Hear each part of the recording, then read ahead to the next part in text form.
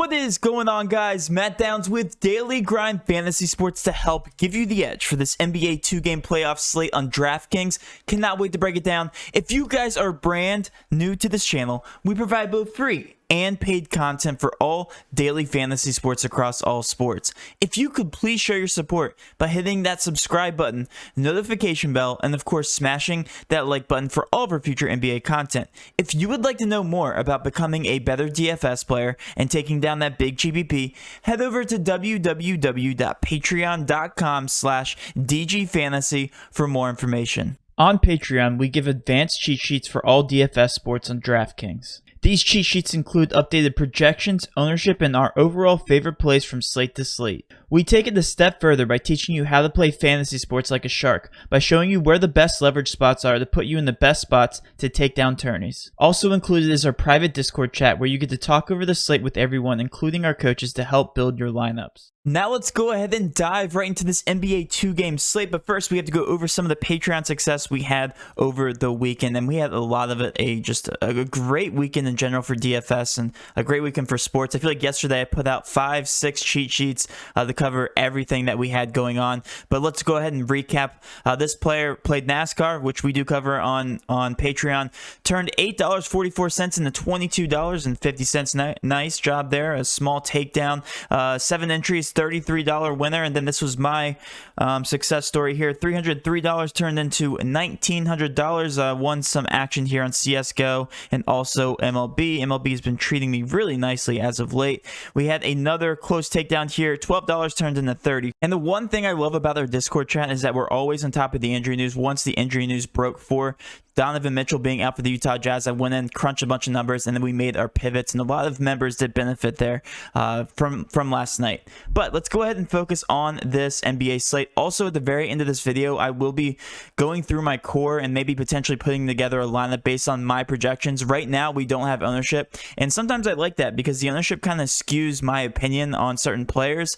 And if that was the case last time, I recommended Robert Williams as one of my favorite value plays on the slate.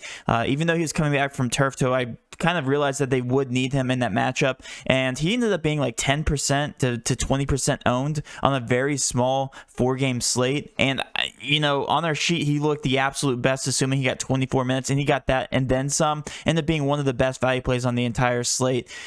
Finished there, so I recommended him and I didn't look back, and because of that a lot of our members did profit. Another player that I really liked was Damien Lillard. He was also very low owned, so I'm going to be doing that at the very end of this video, putting together a DraftKings lineup and also going over some prize picks. If you guys haven't signed up for prize picks, first of all, the code is below DGF, 100% match up to $100, and they have been giving away so many different promos throughout the playoffs. It's unbelievable. They gave away $350 to every single member that made a new deposit yesterday, which is absolutely insane to me. So be sure to enter that code DGF and stay tuned to the very end of the video for me to give away some of my favorite prize picks for this 2-game slate. All right, focusing on the injury report though here for DraftKings, let's take a look at the overall slate. Miami not without any injuries, which is good. We're going to see thinner rotations for the superstars. We have a good idea of what the rotations are looking like here for Miami and Milwaukee. We really didn't know how many minutes Giannis was going to play in the playoffs, Middleton, but it looks like they're being a lot more aggressive with their minutes, so we absolutely love that. We will be paying attention to them here in a little bit.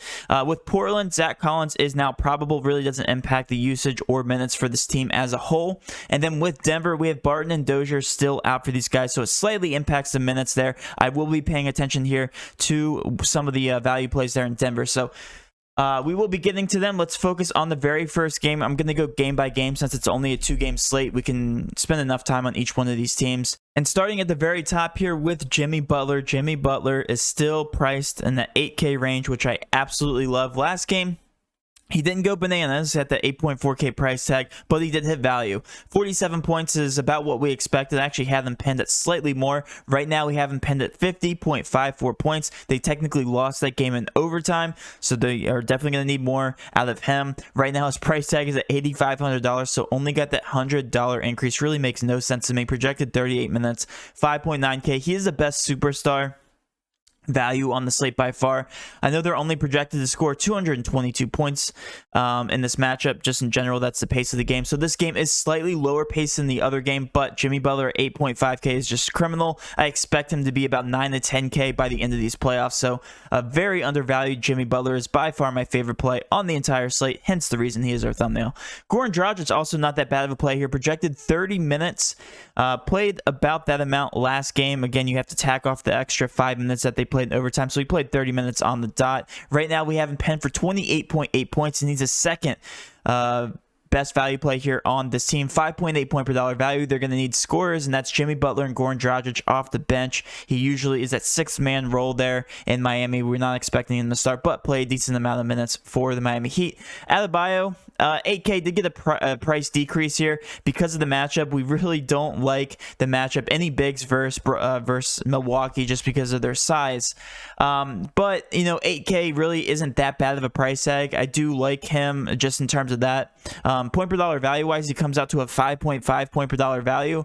I would only recommend him in GPPs. Right now, it's going to be Jimmy Butler and Goran Dragic for me in cash. Trevor Ariza is also a guy, if you're looking for extra value, 4.8K projected 34 minutes, did play 38, again take the 5 minutes off for overtime and played about 33 minutes. I love that from a guy that's only $4,800. He averages about 0.81 fantasy points per minute, so definitely fairly productive on the court, and it looks like he's stepping into the role of somebody like Tyler Hero from last playoffs, who played a tremendous amount of minutes last playoffs, like I said, but really is only playing 19 to 20 minutes in these playoffs so far. Based on what happened in the first game, they might end up switching that role, but we're going to go with what we know. Trevor Ariza, a veteran player, 33 projected minutes, so I don't mind him here as a last piece for cash as a value play. Duncan Robinson, the exact same boat. I pretty much consider them the same player just in terms of production, averaging close to 0.8 fantasy points per minute, does shoot a lot. 32 projected minutes, did do pretty well in his last outing, 32 fantasy points, and did slam value, shot 7 of 13. I don't expect him to shoot that well every single game, but if he's putting up the shots, don't mind him here. That's 4.7K price tag. So for me, it's going to be Jimmy Butler, Goran Dragic, Tyler Hero, and Duncan Robinson as my favorite value plays, and these guys are just underpriced in general. I would expect them to continue to carry a decent amount of ownership here as long as their price tags are really that low. Going over to Milwaukee, my favorite value play is actually on this side of the ball here. I talked about DiVincenzo in my last video and how they will need him to play a good amount of minutes here to kind of mirror these guards on the other side of the ball. And he did play 37 minutes in his last game. Again, take the 5 minutes off, played 32, which is exactly what he's projected to play in this game. A decent fantasy point per minute output and a 4.9K price tag. If you guys look at his last 8 games or so, he's hit value every single time. I think DiVincenzo is a very safe play, even in the bad matchup here. Comes out to a 6.1 point per dollar value, which I believe is the highest on the slate. So DiVincenzo, I think he's cash viable. He might not show it ownership-wise, but if it's going to be a middle-of-the-road build, I think he fits in there very, very easily. Not only that, he's shooting guard eligible, so a lot of flexibility there with DiVincenzo in terms of lineup construction. Brook Lopez, technically next on the list here, 4.6K. Projected about 30 minutes or so, 31 minutes. Just when he's on the floor, you know, he's battling the bigs. He's battling against Adebayo. I don't expect the best output versus him, but 4.6K, another very cheap price tag. You can plug and play. I don't expect him to be carrying that much of ownership, but that 4.6K price tag is very, very appealing. And then Giannis, Jrue Holiday, and Middleton. It was going to be very interesting to see what they did in their very first game. And they took the leash off of all of them in terms of minutes. Giannis was out there for 45 minutes. He is going to be playing, it looks like, the entire playoffs in terms of those minutes. They're going to beat Miami only with Giannis playing that many minutes. It's going to be him, Middleton, and Jrue Holiday are getting those boosted minutes that we're not used to seeing there in the regular season. So really do like the upside in terms of those 3 players. Giannis, if you can pay up for him, 10.8K based on what he did last game, I'm assuming he's going to carry a decent amount of ownership. And same thing with Chris Middleton. Hit the game winner, obviously going to be a very popular play, 8.2K. But I do still prefer Jimmy Butler on the other side. They're going to need him to get going to beat these guys, and I believe he's going to carry a great amount of usage when comparing him to the other side of the ball here. But yeah, Giannis, a great GPP option just makes for a very awkward lineup construction. And Middleton going to be even lower owned than Giannis, I do expect, at 8.2K, and then Drew Holiday is going to be even lower owned than both of those guys. But my favorite plays overall from this team: DiVincenzo as my value play, Giannis, Brook Lopez, and then Chris Middleton in that order. The rest of these guys, like I said, they're sticking to these 5 starters here in terms of minutes. Bobby Portis only projected 15 minutes, Brent Forbes 15, PJ Tucker 19. So there's going to be virtually no production from these guys that's going to make any kind of sense to put them into your rosters for DFS. So I would just exit these guys from the pool, unless, of course, one of these guys do get injured in the game. But you can never count on stuff like that. Let's go down to the next matchup here versus Portland and Denver. In terms of value, I have usually hated on Robert Covington, and I will continue to do so just because Fantasy Cruncher overrates him so much. They had him pinned at like 32 fantasy points. Makes absolutely no sense, especially in this matchup versus Denver, but I do like him at this 4.4K price tag. He did play 34 minutes in his last matchup. Comes out to a 6 point per dollar value, so technically value-wise, he's my favorite play on this team, I guess. I do prefer the value plays like DiVincenzo from the other game just because of the minutes and upside and usage is all higher for him. But Covington, if you land on him, I'm not going to hate on you. It's just, I don't know what it is with Fantasy Cruncher. They always over project him, and because of that, I think the public is higher on Covington than they should be because a lot of people are using Fantasy Cruncher. But right now we have him penned for 26.52 points, still a decent point per dollar value there. He's averaging 0.78 fantasy points per minute on the season, which is actually pretty low on his career average in general. CJ McCollum is another guy I want to talk about. Last game it was Damien Lillard. Hopefully this game it's CJ McCollum because his price tag did get a decrease. I actually really do like him here at the 7.3K price tag. 37 projected minutes, and he's probably next in line in terms of superstar value. He comes up to a 5.8 point per dollar value, right below Jimmy Butler. Jimmy Butler's at 5.9. So CJ McCollum, I really do like. 37 projected minutes. He didn't even do that bad in his first contest. Just hit value at 36.5 points, but Damian Lillard went berserk. I do like CJ McCollum a little bit more than Damian Lillard in terms of value. Nurkic is another option, another player that's just very, very bullish here on Fantasy Cruncher. They had him projected for like 45 points, which was like a 6.4 point per dollar value. Right now I have him projected for 37.41 points. Still pretty good.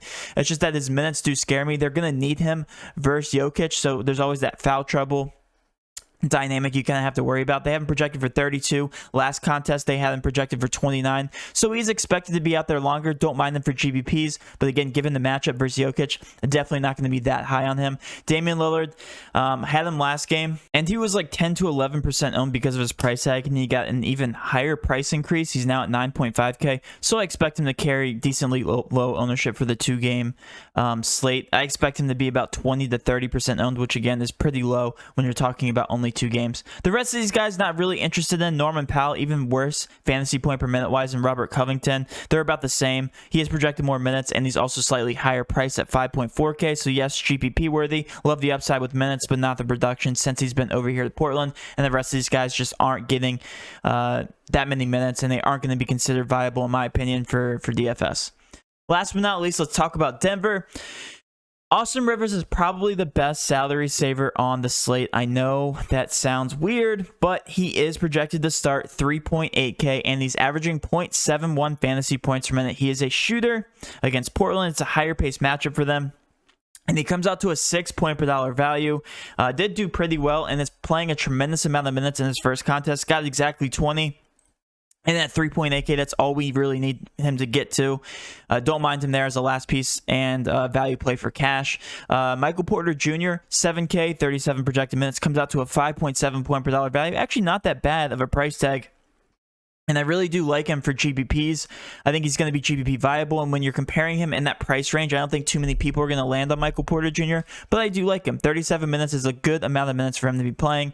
Another person I was high on last game was Campazzo. Didn't do horrible, didn't do great. So I feel like that's the exact same stance I have on him in this game as well. 5.2 point per dollar value. Definitely going to be GPP viable. Monty Morris, 5.2. And then Jokic. Jokic is the obvious pay-up option tonight and is in a very good matchup matchup.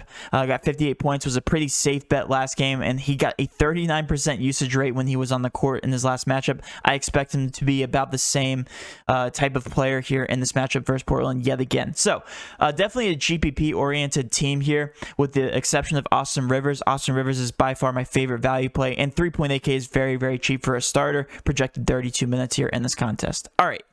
Now let's switch over to the DraftKings board. I'm going to start constructing my lineup. You guys were really big fans of this concept in my last video, so let's go ahead and start building here. If I were to build a lineup right now, I got to start with DiVincenzo. DiVincenzo is by far one of my favorite plays on the slate, and I think that's going to go very low. I think he's going to go very low owned. I think it's a contrarian play, and like I said, he plays that shooting guard position, so very flexible with what you can do with him in terms of lineup construction. Another person I really do like, I just got done talking about him, is going to be Austin Rivers. Let's go ahead and slide him in. Rivers also plays shooting guard and point guard. That's it was only taking up a little bit of salary there. I have $6,800 left over for the rest of these players. Robert Covington, let's go ahead and slide him in here. I feel like he's going to carry a decent amount of ownership just because I told you guys how much the public was on him earlier. So let's put Covington at power forward. Jimmy Butler, my favorite option on the slate in terms of pay-up option. Okay, have a good amount of salary still left over. Brook Lopez is another option here. Giannis. Let's see if I can get both those guys in there. Lopez. Giannis. Okay, I still have $6,500 left over. CJ McCollum is another good one. Can I get him in there? McCollum. And then $5,700 left over. Campazzo. Norman Powell is another option in that range. Yeah, I mean, I wouldn't be turned away from that lineup. Campazzo is a last piece there against Portland in the pace-up spot. Definitely a safe option, just projected 34 minutes. Yeah, so like if I were to enter a lineup right now, not looking at ownership whatsoever, DiVincenzo, Austin Rivers, Jimmy Butler, Covington, Brook Lopez, CJ McCollum, Giannis, and Campazzo. Yeah, I think that's a solid lineup on the two-game slate. I would like to have guys. I'd feel FOMO on missing out on Damien Lillard, Bam Adebayo, Drew Holiday, Middleton. But I think these are the best players in terms of value here on the slate, and all of these guys are projected a lot of minutes, so really am a fan of that lineup. All right, and then let's switch over to our prize pick board here. In terms of prize picks, we've been hammering the under on some of these players. Like, I'll just cut to the chase here. Let me bring up my projections as of right now. Of course, these do change throughout the day. Tyler Hero projected at 20.5 fantasy points and has only been playing about 19 minutes per game, and did play 19 minutes in his last contest. So he really has to get hot for him to hit that over at 20.5. I'm going to hit the under on Tyler Hero yet again just because of the minutes, if I can find him. Tyler here. There he is. Goodness, it took me forever. Yeah, Tyler here. I'm going to hit the under on him just because of his minutes. In the exact same kind of situation here with Bobby Portis. Is at 17 fantasy points per minute, or 17 fantasy point projection. He only played 15 minutes in his first contest. I'm hitting the under on that 17 points. Again, if they're going to be going with a very, very thin rotation with the starters, it makes me very bullish on the under on these players. And there's really no reason for them to go to their bench, especially with Giannis, DiVincenzo, Drew Holiday, and Middleton on the floor. So really like these unders, and we have been killing it with the unders. I think one player in our Discord entered like 5 unders, cash out turned $5 into $50. So it's going to be a good theme here going to these playoffs to hit the unders on these bench players just because they're not projected that many minutes. So that will end my video, guys. Hopefully you did enjoy this video. If you did, please do hit that subscription button, notification bell, and of course smash that like button for all of our future NBA content. With all that being said, have a great rest of your day, and let's cash.